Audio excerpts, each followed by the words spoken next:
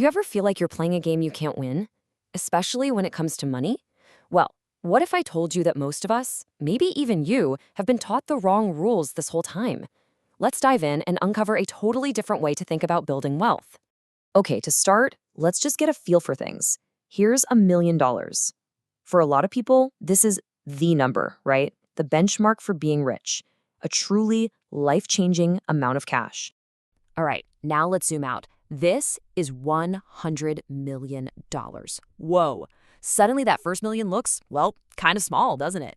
The gap between being a millionaire and being truly mind-bogglingly wealthy is just massive. And then you have this, $1 billion. I mean, it's a number so huge, it almost breaks your brain trying to imagine it. And to put that into perspective, Jeff Bezos' net worth is more than 117 times this amount. Just let that sink in. And then, yeah, there's you. Maybe you're working a 9 to 5, trying to put a little bit away, but your rent, your car payment, your student loans, it all feels impossibly high. The idea of getting rich feels less like a goal and more like a daydream. So you see these insane fortunes, these billion-dollar numbers, and you look at your own bank account, and it's so easy to feel like the whole system is just stacked against you. It kind of leads you to one pretty frustrating conclusion. You start to think, this whole thing is a rigged game, and I was dealt a losing hand right from the start. And those dreams you had, buying a house, traveling the world, maybe paying off your parents' mortgage, they just feel like they're slipping further and further away.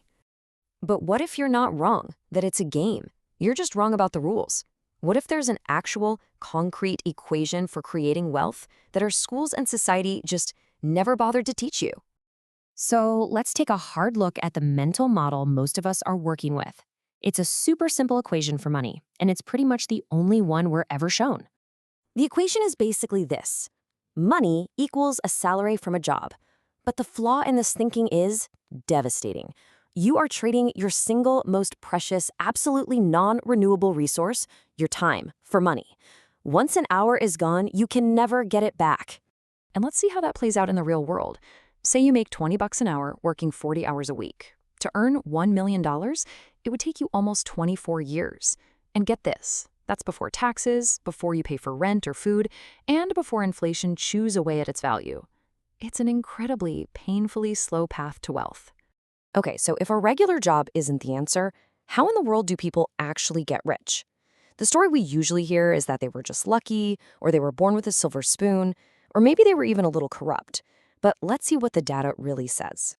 Now, this might actually surprise you. A report from WealthX looked at the world's ultra-wealthy. We're talking people with over $30 million, and found that a staggering 68% are entirely self-made. Only 12%, a tiny fraction, just inherited all of it. I mean, think about it. People like Oprah Winfrey and Howard Schultz literally started out in poverty. Self-made billionaires like Jeff Bezos and Sarah Blakely, they didn't get to where they are by playing by those old rules. They understood a completely different equation. So what is this new equation? What's the big secret? Well, it's a formula that's not centered on trading your time, but on solving problems. This is a huge mental shift, so listen close. You have to stop chasing money. In our society, you get paid in proportion to the perceived value you bring to the marketplace. It's not about how hard you work, it's about how much value people believe you create. And this whole idea breaks down into a pretty simple 3-step process. First, you find a problem. Just listen to what people are complaining about all the time.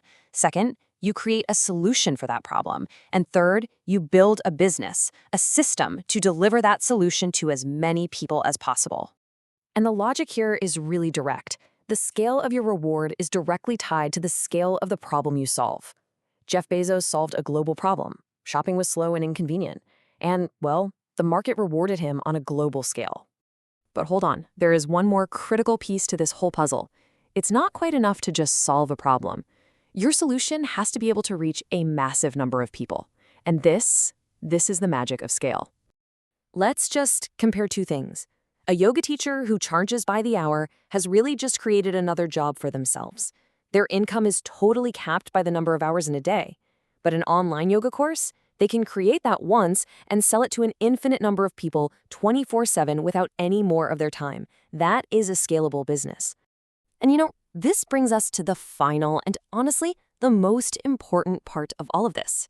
After doing all that, solving a problem, building a business, getting it to scale, what was the point of it all anyway?